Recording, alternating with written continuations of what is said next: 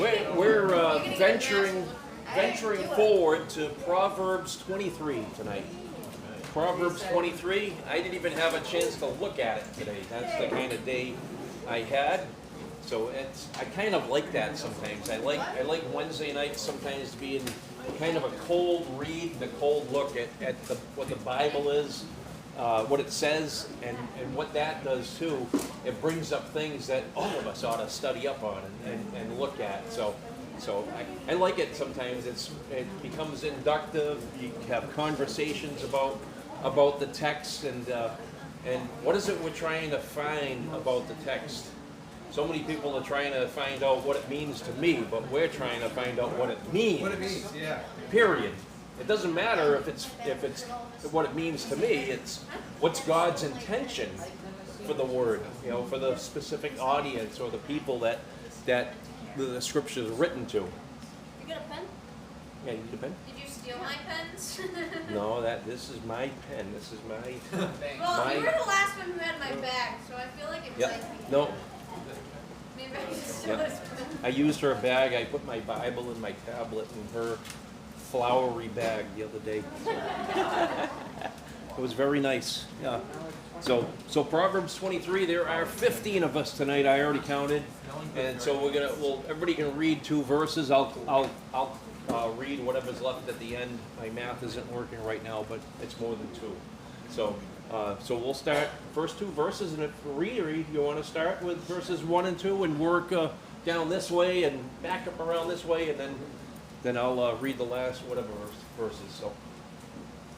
When you sit down to eat with a ruler, consider carefully what is before you, and put a knife to your throat if you are a man given to appetite.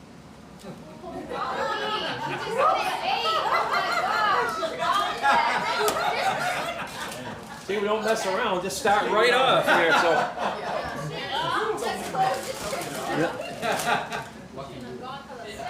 The persons that are never going to be on a beam, right? Do not desire selfish dainties, for they are deceitful meat. Labor not to be rich, cease from own wisdom. Will you set your eyes on that which is not?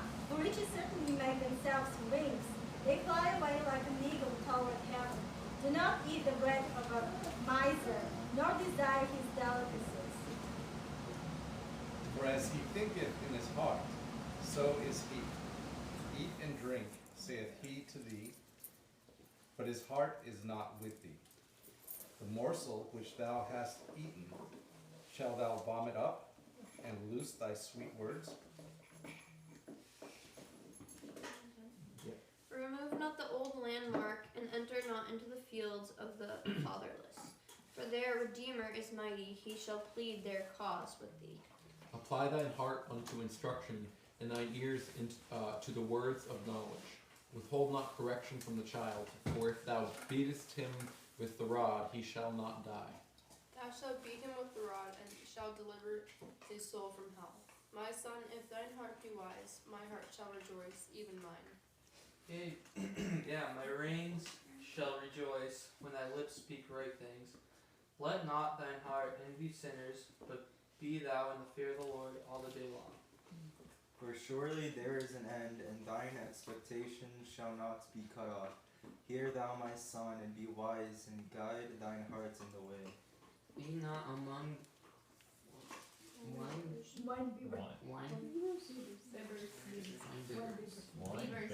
Winos. among riotous eaters of flesh. For the drunkard and the gluten. shall come to poverty, and drowsiness shall clothe a man with rags. Hearken unto thy father that begat thee, and despise not thy mother when she is old. Buy the truth and sell it not. Also wisdom and instruction and understanding. The father of the righteous shall greatly rejoice, and he that begetteth a wise child shall have joy of him. Thy father and thy mother shall be glad, and she that bare thee shall rejoice. My son, give me thine heart, and let thine eyes observe my ways. For a whore is a deep ditch, and a strange woman lieth in wait as for a prey, and increases the transgressions among men. Who hath woe? Who hath sorrow? Who hath contention? Who hath babbling? Who hath wounds without cause? Who hath redness of eyes? Oh, my turn. I'm waiting for the next person. All right, the answer to that is, they that tarry long at the wine, they that go to seek mixed wine. Look not thou upon the wine when it is red, when it giveth his color in the cup, when it moveth itself aright. At the last it biteth like a serpent, and stingeth like an adder. Thine eyes shall behold strange women, and thine heart shall utter perverse things. Yea, thou shalt be as he that lieth down in the midst of the sea, or as he that lieth upon the top of a mast. They have stricken me, shalt thou say, and I was not sick. They have beaten me, and I felt it not. When shall I awake? I will seek it yet again. All right, there's all of it, a lot of repetition back from the first few Proverbs, especially dealing with the women and the whore and all that being in either a deep ditch, a deep pit, or a narrow, what's it say? All these different things. And then with the end, what happens, a lot of people when they get drunk, they find themselves sleeping in strange places, like the top of masts. I love that one. I've always liked that. It's like, but that's what happens. It has a word picture of what happens when you lose self-control and imbibe too much and think too much of the wine and the drink and everything. It affects you. Is this lady at work one day, she was talking that she went to like the Bahamas or something, and she said she was so drunk she was on like a top of a tree, and she was like sitting in there, and there were people like trying to get her down. She's like, no, she was like just up there. She doesn't even know how she got up there. They have video and everything of her, and they had to like get like the fire department to get her down. Yeah, I believe it. Legit, you could be up on mast. You don't even know. Yeah, in a tree on top of a mast. Yeah, and you don't know how you got there exactly. So, but anything besides those, stand out in this chapter? There's just so much. Again, it's repetition. Words of wisdom to be repeated over and over again to Solomon. So, anything? Verse 6, it's like I wrote here, the most misquoted verse in context. Yeah.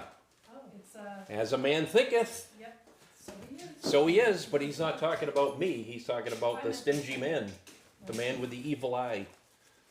That's how he is. He's not thinking about you. He's thinking about, why did I invite this person over to share my food? I want it. It's my food. And I think we've run into people like that, in the past. They say, hey, why don't you come over and have dinner? And they don't really mean it, They just, a formality or whatever. So I've run into that before, etc. So it's an easy clear up of that one, So he's not talking about me. He's talking about the guy with the evil eye or the stingy man. So, but any other ones? We'll touch on that again because verses 1 through 5 deal with that same thing, and right after as well, verse 7, and actually the second half of verse 6, clears it up right there.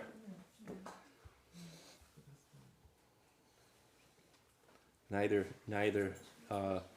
Verse 7 rather, for as he thinketh in his heart, so he is. Eat and drink, saith he to thee, but his heart is not with thee. So it's not just about you thinking in your mind. You gotta clear up your stinking thinking and think on higher things, etc. That's not what that verse is talking about. It's talking in the third person. So, but anyway, so let's fire away at verse number 1. When thou sittest to eat with a ruler, consider diligently what is before thee, and put a knife to thy throat, if thou be a man given to appetite. And then right along with, be not desirous of his dainties, for they are deceitful meat. Now, it's election season. So if you're sitting down and Joe Biden invites you for dinner, think of this verse.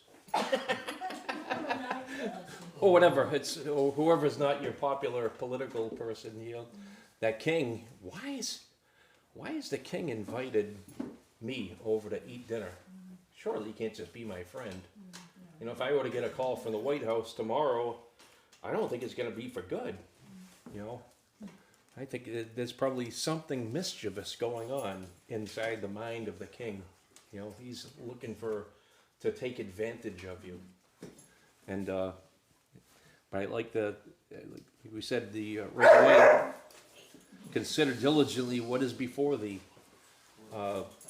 Remember, kings always had a butler. That butler would test their foods to make sure that they weren't being poisoned. So who knows what could be in that food there? You know, Adolf Hitler wants you for dinner. Not literally. You never know. You never know, yeah. You know, on a barbecue. And his buddy Joseph Goebbels is going to be with him. You know, and he's got a great meal for you. Indulge. And you're not coming out of that place alive. Basically, it's graphic, but it's so true. When thou sittest to eat with a ruler, consider diligently what is before thee, and put a knife to thy throat, if thou be a man given to appetite. All I can think of, I don't know why I think of this, is there was an old Vincent Price movie. Vincent Price was creepy when I was a kid. And then later on he sold out. He was on like Hollywood Squares and stuff later. But he was in this movie called, I think it was The House of Wax. And he would feed, you know, if you're eating, don't you know, be taking a bite right now. He would grind up somebody's dog and feed it to them to fatten them up so he could kill them. And they wouldn't be really wax; they would be real people.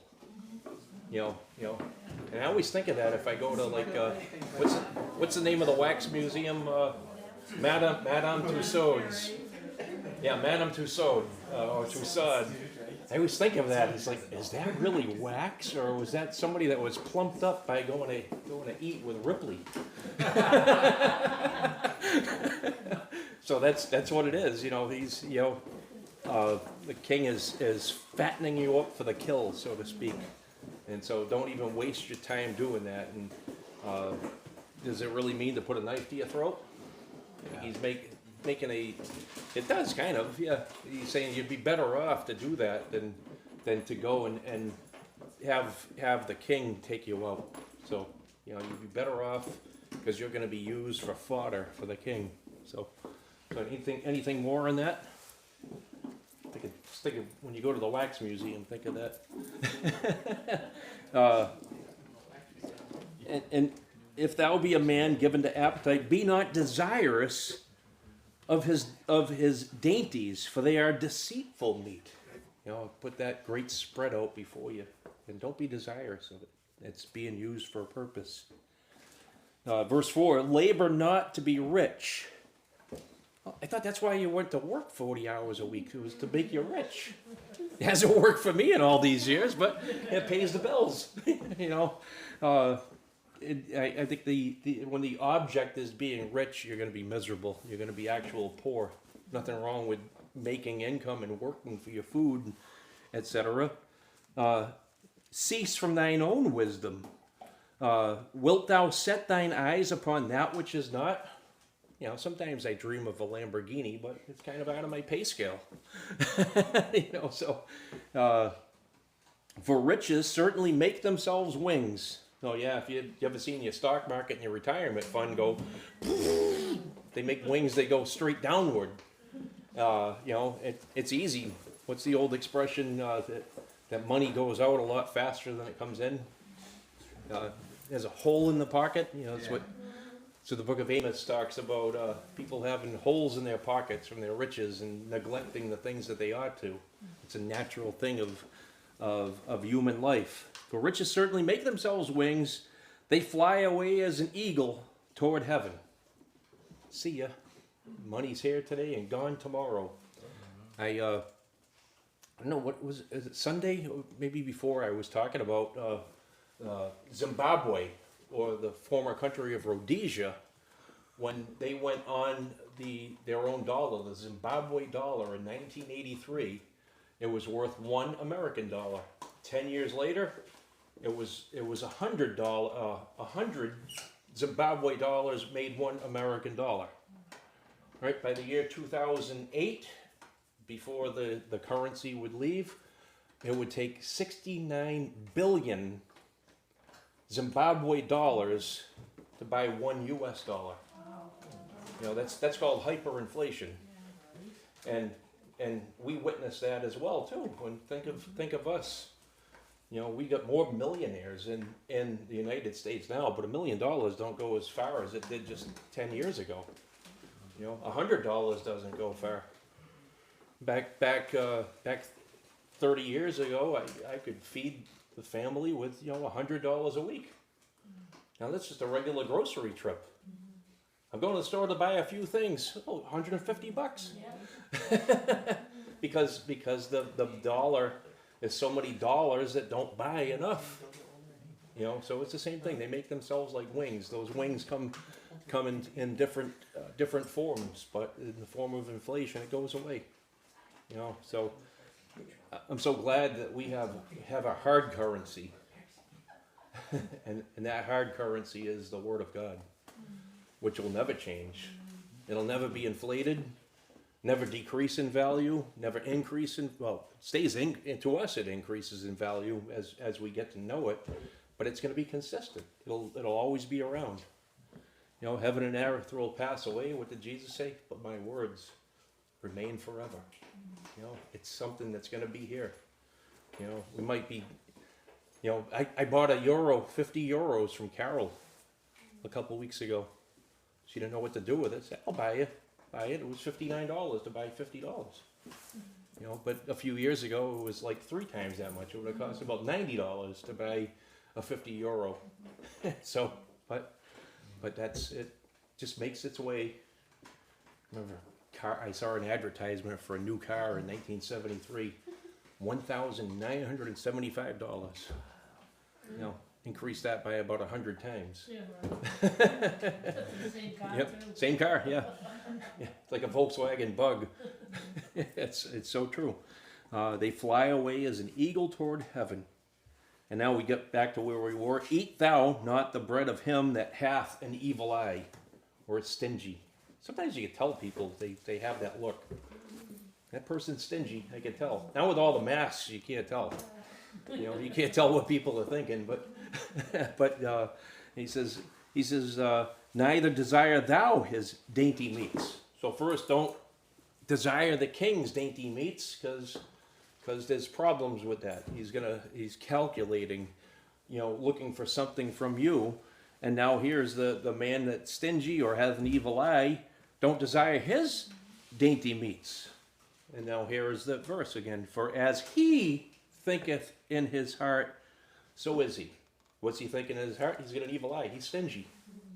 He's looking in a way not to give away what he's given. He's putting this fancy meal in front, his dainties, but he really doesn't.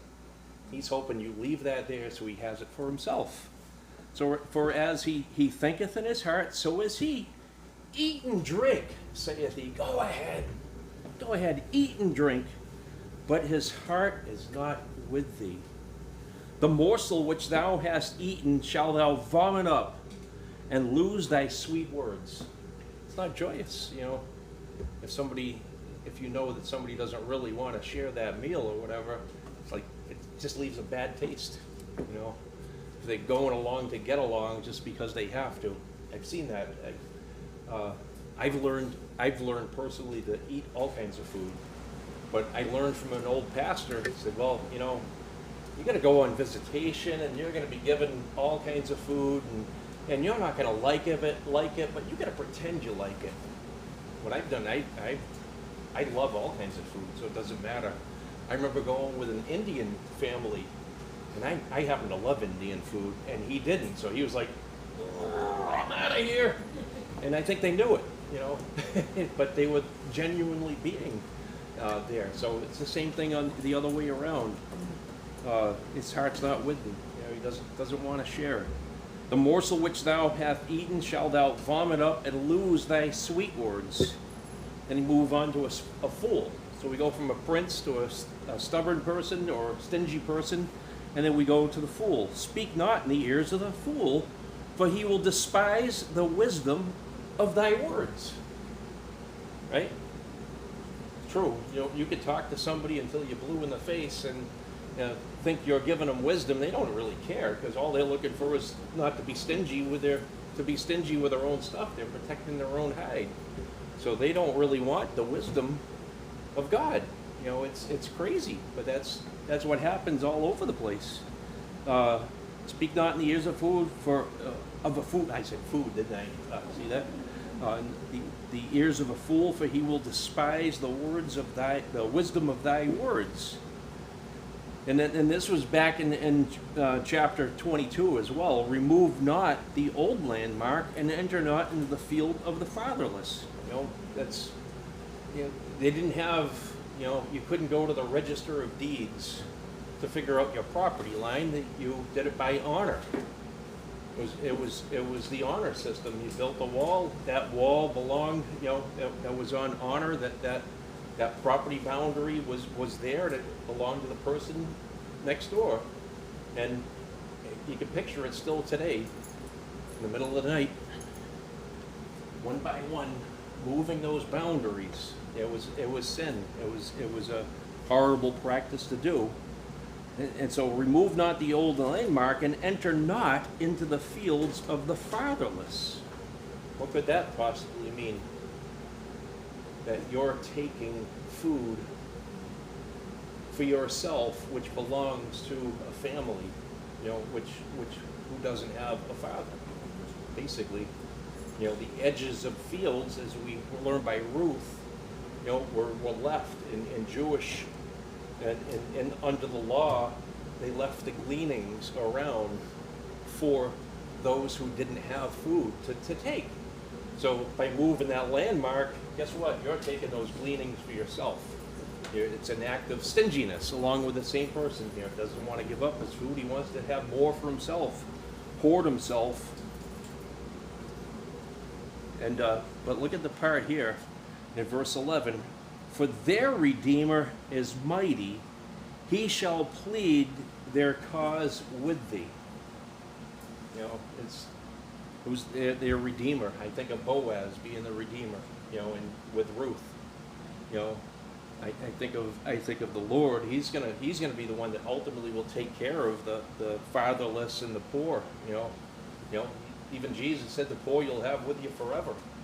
But there's gonna be one day Jesus is going to elevate the poor.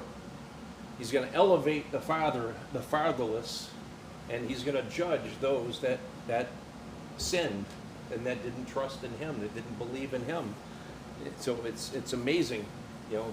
Think of in Romans 14, when somebody wrongs you, what's our first response? Pop them one.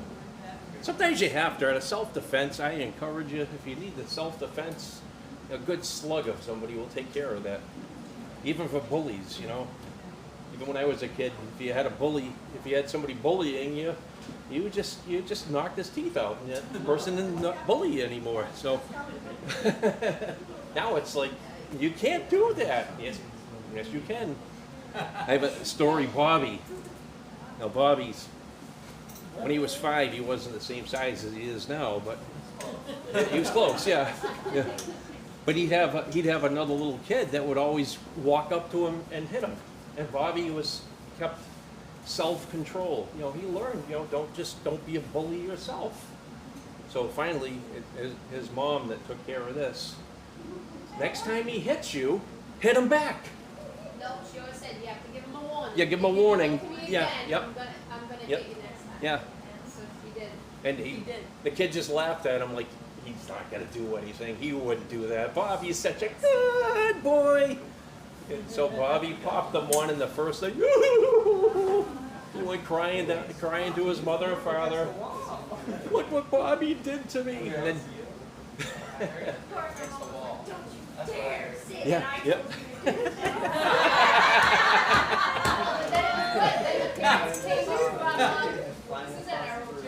Yeah. My parents came up to our mom, they're like, Bobby did this to Nathan, and so mom goes She over. goes, Bobby, is that true? Bobby, did you do that? He's like, never, Bobby. He kept on like pushing at us, and Yep. I gave him a warning, and I said, if you did it one more time, I was gonna hit him. Yep. She goes, oh, so he came back and then he did it to you again, and then you hit him? He goes, yep. And she's like, oh, I think fair's fair. So, yeah. Yep. They couldn't. They didn't say anything, but It's kind of, And another guy, yeah. he kept on seeing the kid hit Bobby. Yeah, He was like, it was Bobby finally time. stood up for himself, and it was time for that kid Yep. to learn. this actually goes more with a couple verses from now as well. But yeah, when I went out for the football team in high school, and I lasted 2 weeks because I got a job. You know, I like the idea of money instead of getting tackled better at some point. But there used to be 2 kids, you know, in school, after football practice. They'd be like, I'd be walking down to my grandmother's house, and all along the way there, Did you lock the door? Mom might have. I didn't. so you want my Can you key? just give me a key? Yeah. Mouse key. You got a key? It's happened to me like 2 times. I did not have a house key. I always leave, because I just take my car key. You want this one? You go? Yeah. Here we go. It's probably easier to get than mine. Here we go. Pardon this brief introduction. Don't lose it. So these same two used to pick on me every single day. So finally after lunch break, now Millbury High School, you had some major construction that they were doing while I was in high school, and so it was dug down. It was rock and dirt underneath a catwalk. They dug it down so trailer trucks could get in underneath for construction. Well, the kid kicks me, and little did he know, I grabbed his foot and I drilled his face into that gravel, and that was the last time. Whoa. That was the last time that they picked on me because I stood up, and so it's important to stand up for when you're attacked, etc. Okay. I even tell the kids, even like if perchance, and if this ever happens, like this is extra stuff. If somebody tries to rob you on the street someplace, like I had a nephew, a brother-in-law that had his football jacket stolen. He says, what you do is, even if you don't have a gun or a knife or anything, you gotta pretend that you're crazier than they are. And most of these criminals are chickens. They'll run away. So I'm like, I already have it in my mind. If somebody goes after me, I'm gonna like, oh yeah, you're messing with the wrong person here. and I am gonna pray. Would you like my keys? And I am going to pray that he is one of the 10% rather than the 90%. But it's so true. So verse 12, the answer to that, God is going to take care of them, lead their cause, and what's the greatest advice you can have right here? Not advice, it's absolute. Apply thine heart into instruction, and thine ears to the words of knowledge. We find that thread throughout all of the Proverbs. The greatest thing you do through all of it is learn godly wisdom, learn his knowledge, and grow in wisdom in him. And then, this is repeated too, and this is kind of funny though, the way it's worded here. I get a kick out of it. Withhold not correction from the child. So don't let them get away with everything. For if thou beatest him with a rod, he shall not die. I always remember that one. This is going to hurt you a lot more than it's going to hurt me. Yeah. But in reality, this is going to hurt me more than it's going to hurt you. Oh. But it's so true. Brianna's gone, because I always have there's the Brianna story that Helen likes. she was our worst. Oh yeah. She was trouble. Oh. Yep. Yep. He was the cookie thief. Yep. She climbed on cabinets. She bit people. Everything. You know, you can't picture it now because, you know, people do grow up. Now she doesn't need a chair to get to the sugar. That's true, yeah. But there was this one particular day, and this was the days before cell phones, you know. I'd have to call using my calling card, like on my lunch break, you know, and a payphone. Imagine that. What's that? A payphone? I'll explain that later. Not that dumb, Dad. Have you ever used one? No. So Oh yeah. all I get, I call home. Hi, how's your day going? Like that. It was all about Brianna.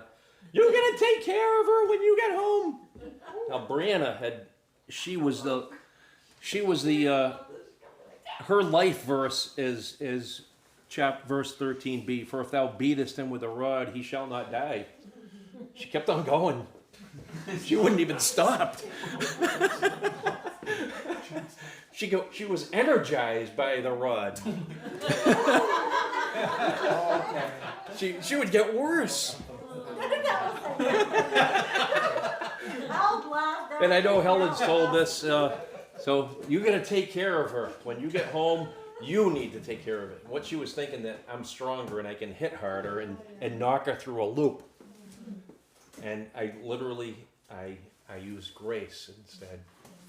I says, you know, Brianna, one day you're going to hit somebody or bite somebody and they're not going to love you like mom and dad do.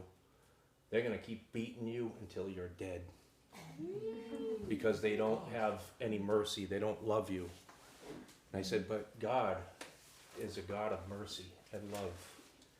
And I don't remember what else I said, but I left it at that. I You didn't. gave her a bag of candy. Yeah, candy. That's right. Yeah. You showed her what candy was. But Mama's telling you, you gotta come and deal with her. Yep. I'm going to Yep. kill her. Yep. Yep. And you know what? Yep. But that's what she needed at that time was. Yep. And I don't think she ever beat anybody up or bit anybody after that That's time. debatable. Yeah. Well, sometimes out of necessity with little sisters, yes.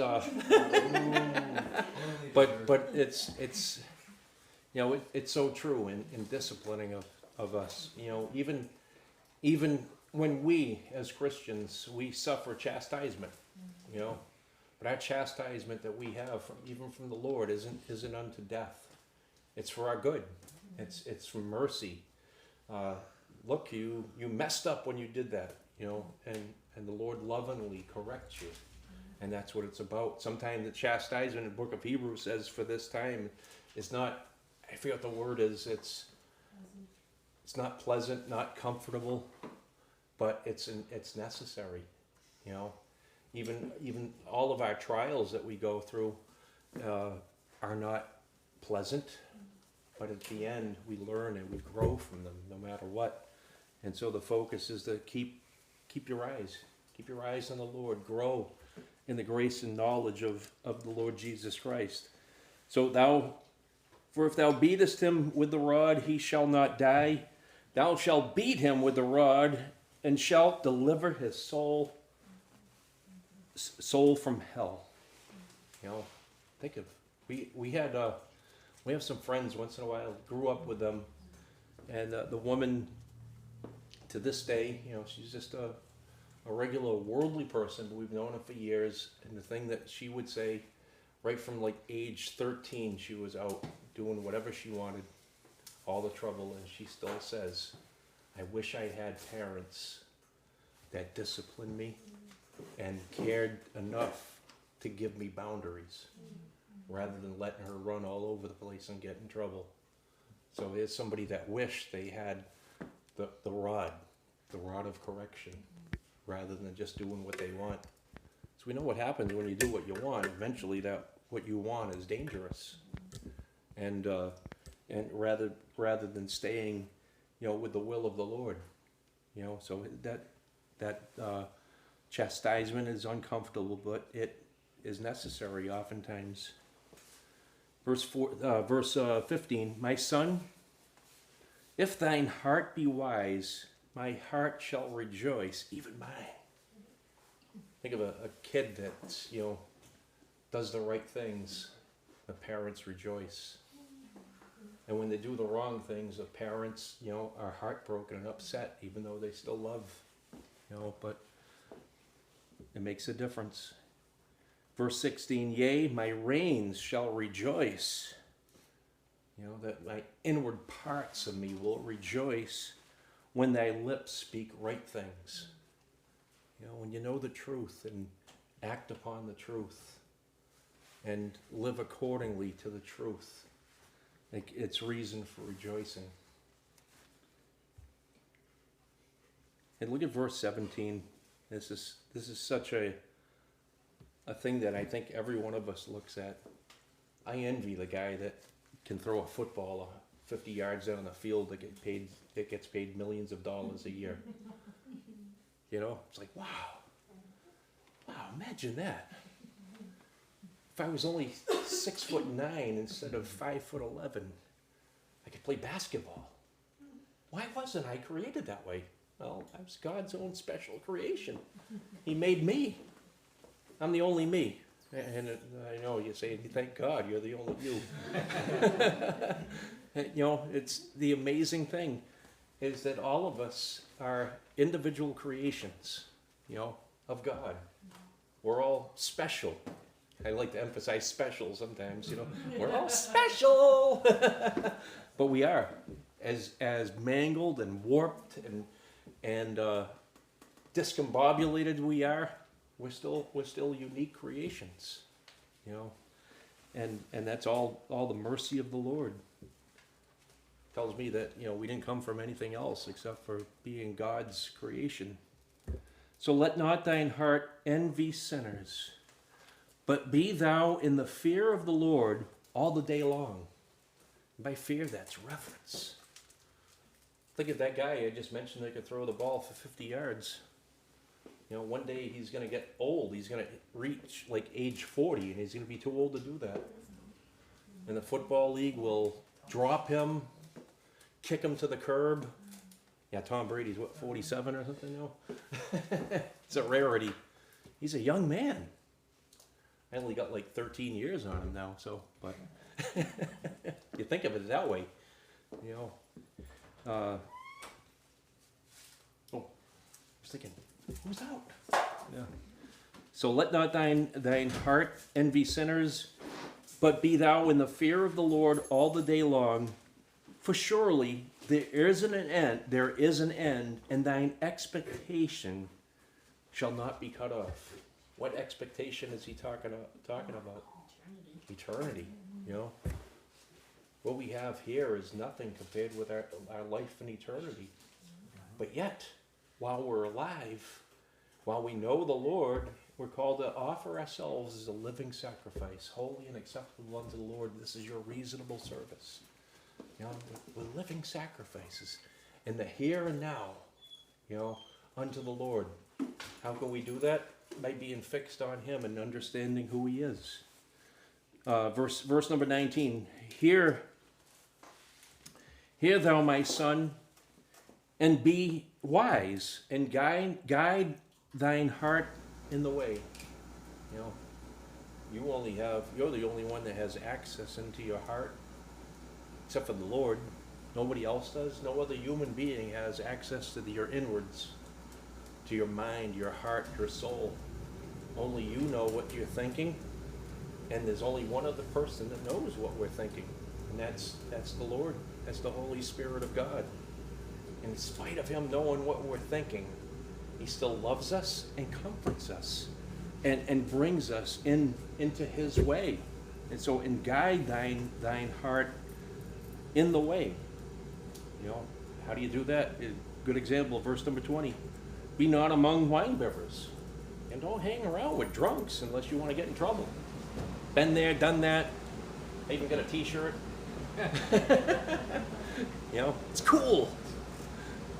It's cool to hang around with the drunkards until they're all on the floor and on top of the mast, etc. You know, when I personally was going through, you know, what I wanted to go through, I wanted to be in the music business. I could never sing and never play guitar or anything, but I wanted to be in the record end of it. I wanted to be in A&R, and you know, that way. You know, I think I've said this. I used to go to all kinds of concerts, have backstage passes and stuff. That was the life, man. But I'd be at parties, and everybody around was like this. No life in that. Walking Dead, zombies, you know. So we have wisdom. We stay away from that stuff. Don't be not among wine bibbers, among riotous eaters of flesh. Just partyers. You know, I think in Jewish terms they don't have any kind of reverence for the Lord, just eating anything that's put in before them, even unclean things. You know, just what was the term we used to use when I was a kid? Mowing. We used that, just mowing and chowing down everything. You know, riotous, among riotous eaters of flesh. For the drunkard and the glutton shall come to poverty. You know, it costs a lot of money to eat a lot and drink a lot. You know, it's waste away. That's why I think I mentioned this too.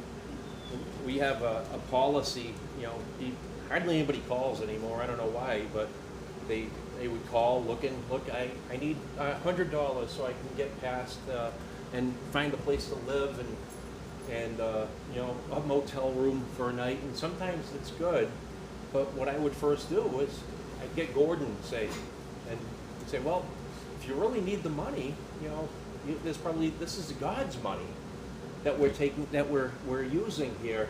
So we'd actually go and talk to the people and look, you have a cable bill, you have cigarettes, you have alcohol, you have all these things. We don't need God's money.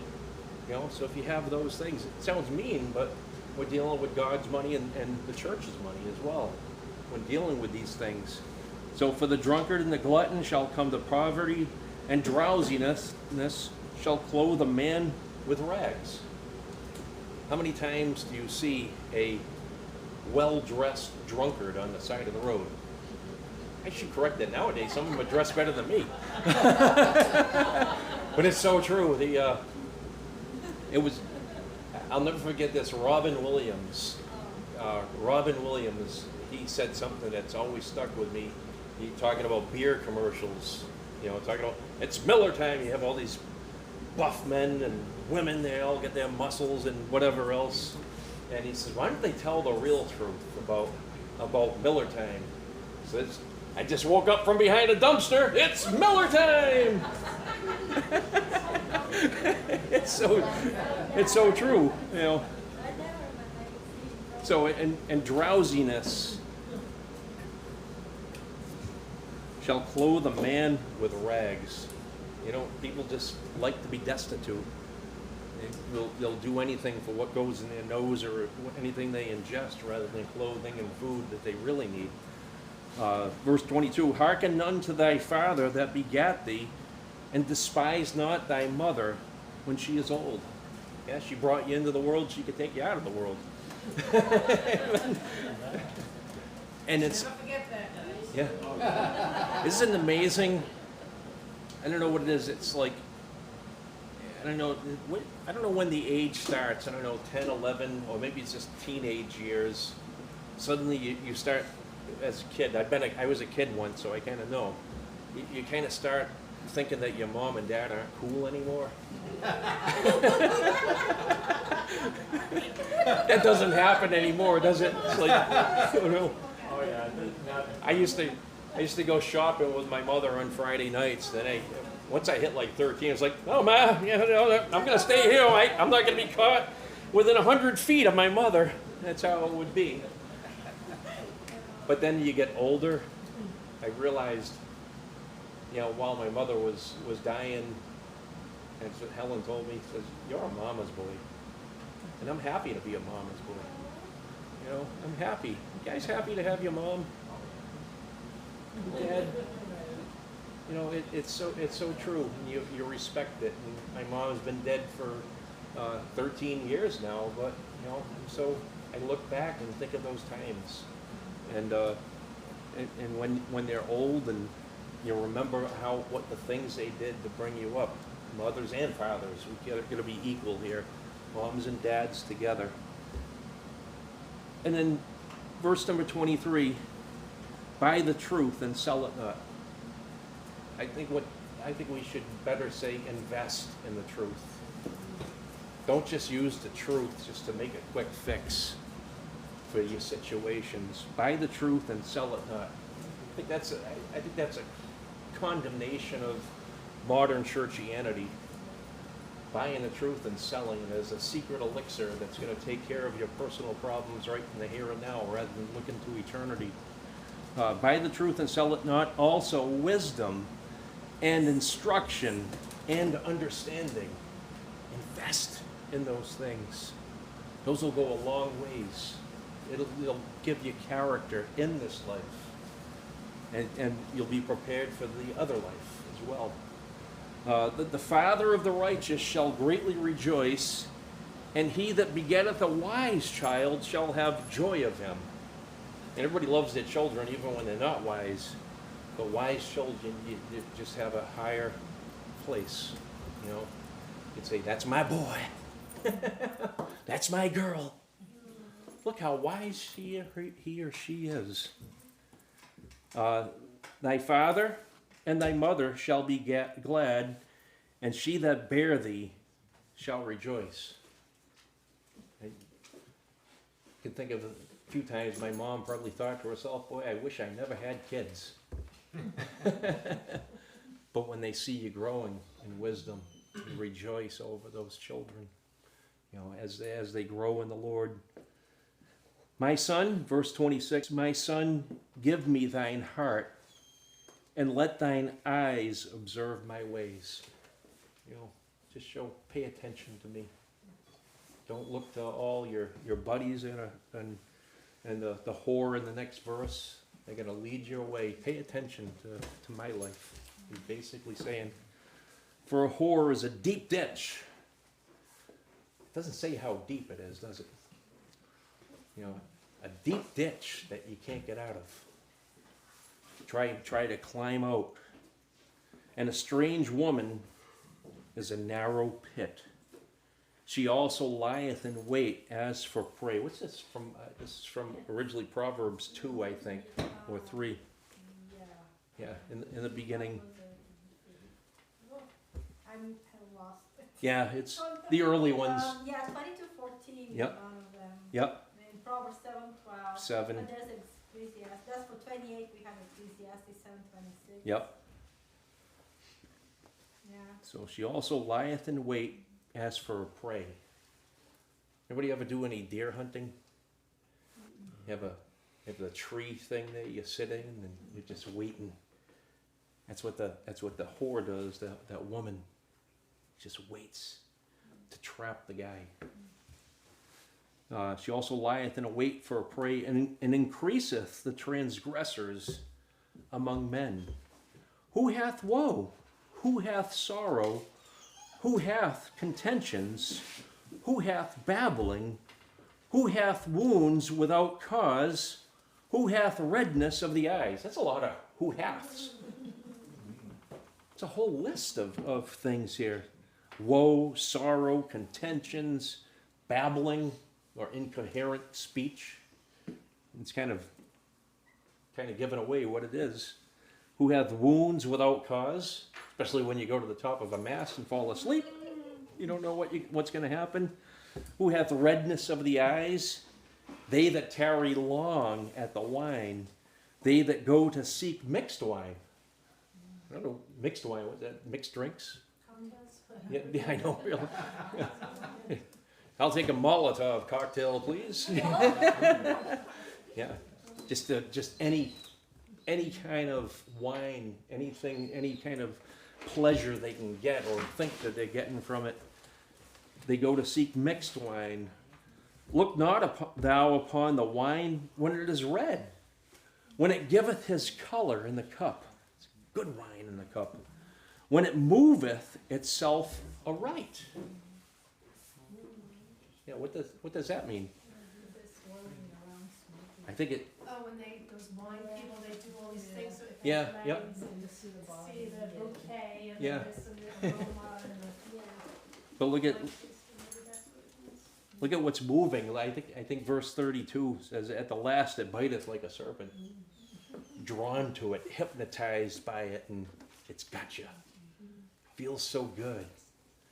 Sweet going down, but then all of a sudden, I think of the Three Stooges. You ever see them? It's curly, like that, and big puff of smoke comes out of his mouth. And all of a sudden it hits, and you don't know what hit you. You know, at the last it biteth like a serpent and stingeth like an adder.